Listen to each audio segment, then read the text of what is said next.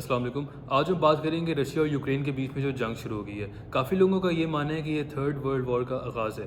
کیا یہ بات سچ ہے؟ آئیں اس پہ تھوڑی ڈسکشن کرتے ہیں. تو ڈسکس کرنے سے پہلے تھوڑا بیک گراؤنڈ اور ہسٹری دیکھتے ہیں. اب ورلڈ وار 2 کے بعد اور کولڈ وار کے بعد جو رشیا اور امریکہ کے بیچ میں ہوئی تھی، تو ایک الائنس بنا دیا یورپین کنٹریز نے اور 2 امریکن کنٹریز کے اندر، جس کے اندر امریکہ اور کینیڈا تھے اور باقی 27 یورپین کنٹریز تھے، جس کو ہم نیٹو بلاتے ہیں. اب نیٹو کا یہ کام تھا کہ ایک الائنس بن گیا تھا، ایک گروپ بن گیا تھا اور وہ ایک دوسرے کو سپورٹ کرتے. اب ان گروپس میں جتنے بھی ملک ہیں، ان میں سے کسی کی بھی اگر جنگ ہو یا کوئی ایشو ہو، تو باقی جو ملک ہیں وہ ان کی ہیلپ پہ پہنچیں گے. وہ ان کو ملٹری ہیلپ دیں گے، وہ ان کو فائنینشیل ہیلپ دیں گے، ان کو اگر کوئی فورسز چاہیے، کوئی آرمز چاہیے، ان کو آرٹلری چاہیے، وہ ان کو پرووائڈ کریں گے. یہ ان کا ایک پیکٹ تھا اور یہ کافی سال ہو گئے اور یہ چل رہا ہے اس طرح. اب رشیا کو اس سے کیا مسئلہ تھا؟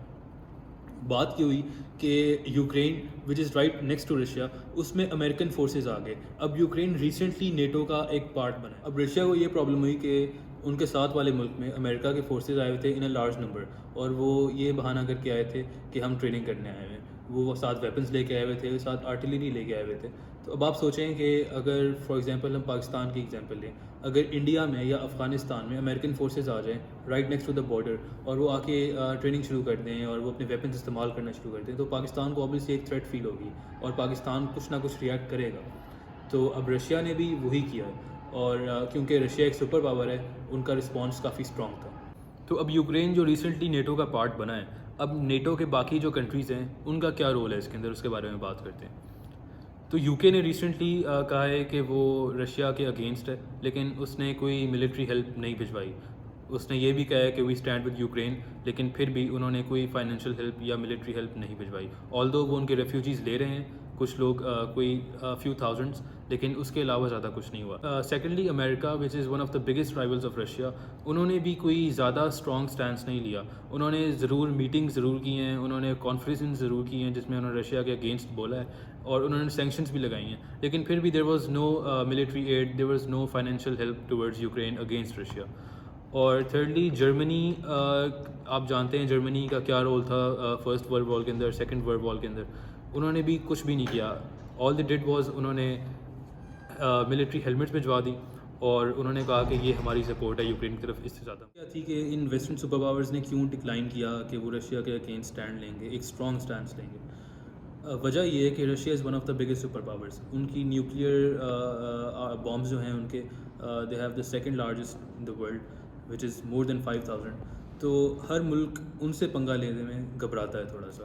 تو یہ ریزن ہے کہ کوئی بھی ملک کھل کے ان کے سامنے ان کے اگینسٹ نہیں کھڑا ہو رہا، صرف پیچھے سے سینکشنز لگا رہے. امریکہ جیسا بڑا ملک بھی صرف سینکشنز لگا رہا ہے. اور انڈیا نے ریسنٹلی ابھی ان سے آئل پرچیز کیا ہے، جبکہ یو ایس اے نے سینکشنز لگائی ہوئی تھیں ان کے گیس پہ اور آئل پہ. پھر بھی سستے ریٹ پہ انڈیا نے بھی ان سے پرچیز کیا، کیونکہ وہ بھی چاہتے ہیں کہ ان کے ریلیشنز ٹھیک رہیں. اب ہم بات کر لیتے ہیں کہ پاکستان کی کیا انوالومنٹ ہے اور پاکستان کا کیا رول ہے اور پاکستان کس طرح افیکٹ ہوگا اس سچویشن سے.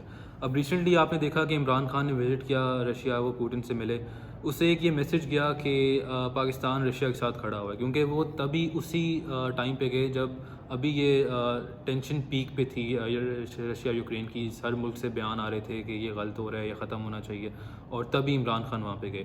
تو ایک کافی اسٹرانگ میسج گیا پوری دنیا کو کہ Imran Khan supports Russia and he supports Putin. اس سے یہ ہوا کہ امریکہ واز آلریڈی اگینسٹ پاکستان، کیونکہ جب سے ابھی بائیڈن کی گورنمنٹ آئی ہے اس نے پاکستان سے کوئی رابطہ نہیں کیا. انہوں نے پاکستان کو انوائٹ نہیں کیا. حالانکہ عمران خان نے ان کو کنگریچولیٹ کرنے کے لیے جب فون کیا، جب وہ پریزیڈنٹ بنے، تو انہوں نے کال بھی نہیں اٹھائی. تو ان کا پوائنٹ آف ویو آلریڈی جو تھا نا پاکستان کے اگینسٹ تھا. تو اب اور زیادہ ہو جائے گا نیچرلی، کیونکہ رشیا ان کا ایلائی نہیں ہے اور پاکستان بھی ان کے کوئی گڈ بکس پہ نہیں تھا. تو اب وہ دونوں ایک سائڈ پہ ہو گئے. امریکہ نے اب سینکشنز لگا دی ہیں پاکستان پہ، جو اس سے پاکستان اور ڈیپٹ میں چلا جائے گا. پاکستان جب ڈیپٹ میں چلا جائے گا تو مہنگائی زیادہ ہوگی، پیٹرول پرائسز انکریز ہوں گی، اور یہ ایک بہت بڑا ایک بہت خراب بات ہوگی ملک کے لیے جو آلریڈی اتنے. میں یہی بولوں گا کہ جنگ نہیں ہونی چاہیے. کافی نقصان ہوتا ہے، جانی نقصان ہوتا ہے، پیسوں کا نقصان ہوتا ہے، ٹیکنالوجی کا نقصان ہوتا ہے، کرائسس آ جاتا ہے. اب دیکھیں کہ فرسٹ ورلڈ وار کے بعد کیا ہوا، سیکنڈ والی کے بعد کیا ہوا. جرمنی، فرانس، انگلینڈ، امریکہ، کتنا نقصان ہوا، جاپان، رشیا.